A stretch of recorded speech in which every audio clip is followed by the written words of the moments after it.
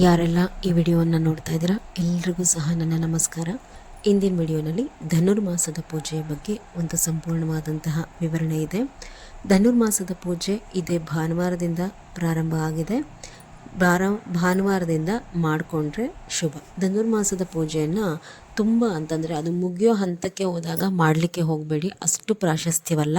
ಸ್ವಲ್ಪ ಆರಂಭದ ದಿನಗಳಲ್ಲೇ ಮಾಡಿ ಮುಗಿಸ್ಕೊಳ್ಳಿ. ಈ ಪೂಜೆಯನ್ನು ಮಾಡುವಂತಹವರು ದೇವಸ್ಥಾನಕ್ಕೆ ಹೋಗಬೇಕು. ಆಂಜನೇಯ ಸ್ವಾಮಿಗೆ, ಇಲ್ಲ ಅಂತಂದರೆ ಗಣಪತಿ ದೇವಸ್ಥಾನ, ಎರಡು ದೇವಾಲಯಗಳಲ್ಲಿ ಮಾಡಿದಾಗ ಮಾತ್ರ ನಿಮ್ಮ ಕಷ್ಟ ಆದಷ್ಟು ಬಹಳ ಬೇಗ ಕಳೆದೋಗುತ್ತೆ. ಈ ಧನುರ್ಮಾಸದ ಪೂಜೆಯನ್ನು ಯಾರೆಲ್ಲ ಮಾಡ್ತೀರಾ ಅವರು ಈ ಪೂಜೆಯನ್ನು ಒಂದು ವ್ರತದ ರೀತಿ ಅಂತ ಹೇಳಿ ಬಗೆದು 3 ದಿನ, 5, 9 ಇಲ್ಲ 11 ಇಲ್ಲ 18 ದಿನ ಮಾಡ್ಕೋಬೋದು. ಈ ಧನುರ್ಮಾಸದ ಪೂಜೆಯನ್ನು ಮಾಡುವಂಥವರು ಪ್ರತಿನಿತ್ಯ ತಲೆ ಸ್ನಾನ ಮಾಡ್ಕೋಬೇಕು. ಮಾಡಿ ವ್ರತವನ್ನು ಮುಗಿಸೋವರೆಗೂ ನಾನ್ ವೆಜ್ ತಿನ್ನೋದಾಗಲಿ ಮನೆಯಲ್ಲಿ ಮಾಡೋದಕ್ಕೆ ಹೋಗಬಾರ್ದು.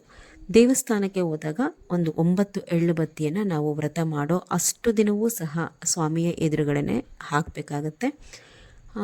ಆವಾಗಲೇ ನಮ್ಮ ಕಷ್ಟ ಕಳೆಯೋದು. ಮನೆಯಲ್ಲಿ ನಾವೇನೇ ಪೂಜೆ ಮಾಡಿದ್ರೂ ದೇವಸ್ಥಾನಕ್ಕೆ ಹೋಗಿ ಈ ಎಳ್ಳು ಬತ್ತಿಯನ್ನು ಹಾಕೋದ್ರಿಂದನೇ ನಮ್ಮ ಕಷ್ಟ ಕಳೆದು ಒಳ್ಳೆಯದಾಗುವಂಥದ್ದು. ಈ ಎಳ್ಳು ಬತ್ತಿಯನ್ನು ಹೊರಗಡೆ ತಗೊಳ್ಳೋದ್ರ ಬದಲು ಆದಷ್ಟು ಮನೆಯಲ್ಲಿ ನೀವೇ ಸ್ನಾನವನ್ನು ಮಾಡಿಕೊಂಡು ಕಟ್ಟಿ, ಇದೇ ಶ್ರೇಷ್ಠ. ಎಳ್ಳು ತಗೊಂಡು ಬಂದು, ಬಟ್ಟೆ ತಗೊಂಡು ಬಂದು ನೀವೇ ಕಟ್ಕೊಂಡ್ರೇ ಶ್ರೇಷ್ಠ. ಧನುರ್ಮಾಸದ ಪೂಜೆ ಮಾಡುವಂತಹವರು ಪ್ರತಿನಿತ್ಯವೂ ಸಹ ಮನೆ ಒರೆಸಬೇಕು.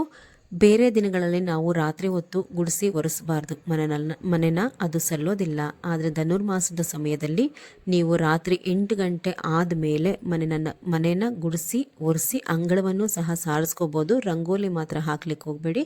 ಬೆಳಗ್ಗೆ ಎದ್ದು ರಂಗೋಲಿಯನ್ನು ಹಾಕ್ಕೊಳ್ಳಿ. ಇನ್ನು ಪೂಜೆ ಅಂತ ಹೇಳಿ ಬಂದಾಗ ಆದಷ್ಟು ಬೆಳಗಿನ ಜಾವ 5 ಗಂಟೆ ಒಳಗಡೆ ದೀಪ ಹಚ್ಚಿದ್ರೆ ಅದು ಸಂಪೂರ್ಣ ಫಲ ನಿಮಗೆ ದೊರೆಯುವಂಥದ್ದು. ಯಥಾ ಪ್ರಕಾರ ದೇವರ ಮನೆಯಲ್ಲಿ ಹೇಗೆ ಪೂಜೆಗೆ ತಯಾರಿ ಮಾಡ್ಕೋತೀರಾ ಆ ರೀತಿ ತಯಾರಿ ಮಾಡಿಕೊಂಡು ದೀಪವನ್ನು ಹಚ್ಕೊಳ್ಳಿ. ಏನು ವಿಶೇಷ ಅಂತಂದರೆ ವ್ರತ ಮಾಡುವಂತಹ ಅಷ್ಟೂ ದಿನವೂ ಸಹ ನೀವು ದೇವರಿಗೆ ನೈವೇದ್ಯವನ್ನು ತೋರಿಸ್ಬೇಕಾಗತ್ತೆ.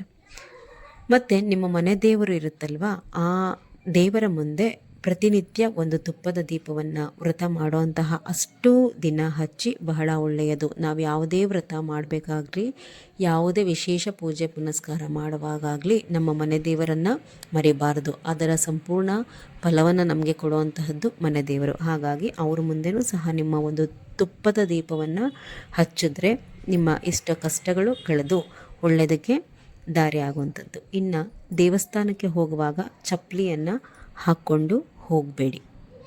ದೇವಸ್ಥಾನಕ್ಕೆ ಹೋಗಿ 3 ಪ್ರದಕ್ಷಿಣೆ ಹಾಕಿದ ನಂತರ ಎಳ್ಳು ಬತ್ತಿಯನ್ನು ಹಾಕಿಬಿಟ್ಟು ದೇವರ ದರ್ಶನವನ್ನು ಮಾಡಿಕೊಂಡು ಬರಬೇಕು. ಇದು ಪೂಜೆ ಮಾಡುವಂತಹ ವಿಧಾನ. ಪೂಜೆ ಕೊನೆ ಮಾಡುವಂತಹ ದಿನ ಮನೆಯಲ್ಲೂ ಸಹ ಒಂದು ಕಾಯಿ ಹೊಡೆದು ದೇವಸ್ಥಾನದಲ್ಲಿ, ಅಂದರೆ ನೀವು ಯಾವ ದೇವಸ್ಥಾನದಲ್ಲಿ ಎಳ್ಳು ಬತ್ತಿ ಹಾಕಿರ್ತೀರ ಅದೇ ದೇವಸ್ಥಾನದಲ್ಲಿ ಒಂದು ಪೂಜೆಯನ್ನು ಮಾಡಿಸ್ಕೊಂಡು ಪೂಜೆಯನ್ನು ಪರಿಸಮಾಪ್ತಿ ಮಾಡಿ.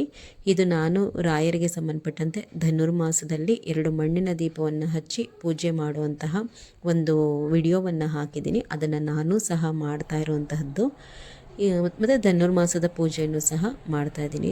ಗಣಪತಿಯಿಂದ ಹೂ ಪ್ರಸಾದ ಆಗುತ್ತೆ, ಮತ್ತು ಶ್ರೀಹರಿಯಿಂದ ಹೂ ಪ್ರಸಾದ ಆಗುವಂತಹ ವಿಡಿಯೋ ಧನುರ್ಮಾಸದ ಮೊದಲನೇ ದಿನ ನೀವು ನೋಡ್ತಾ ಇರುವಂತಹದ್ದು. ರಾಯರಿಂದನೂ ಸಹ ಹೂ ಪ್ರಸಾದ ಸಿಕ್ತು. ಕಲ್ಲು ಸಕ್ಕರೆಯನ್ನು ರಾಯರ ಮುಂದೆ ಇಟ್ಟು ಮಕ್ಕಳಿಗೆ ಅದನ್ನು ಸಂಜೆ ಹೊತ್ತು ಪ್ರಸಾದವಾಗಿ ಕೊಡಿ. ವಿಡಿಯೋ ಹಾಕಿದ್ದೀನಿ, ನೋಡಿಲ್ಲ ಅಂತಂದರೆ. ಧನುರ್ಮಾಸದ ಪೂಜೆ ಸದ್ಯಕ್ಕೆ ಇಷ್ಟು ಮಾಡ್ತಾ ಹೋಗಿ. ಇದಕ್ಕೆ ಸಂಬಂಧಪಟ್ಟಂತೆ ಇನ್ನೂ ಹೆಚ್ಚಿನ ಇನ್ಫಾರ್ಮೇಷನು ನೆಕ್ಸ್ಟ್ ವಿಡಿಯೋಸಲ್ಲಿ ಹಾಕ್ತೀನಿ. ನಮಸ್ಕಾರ ಎಲ್ರಿಗೂ.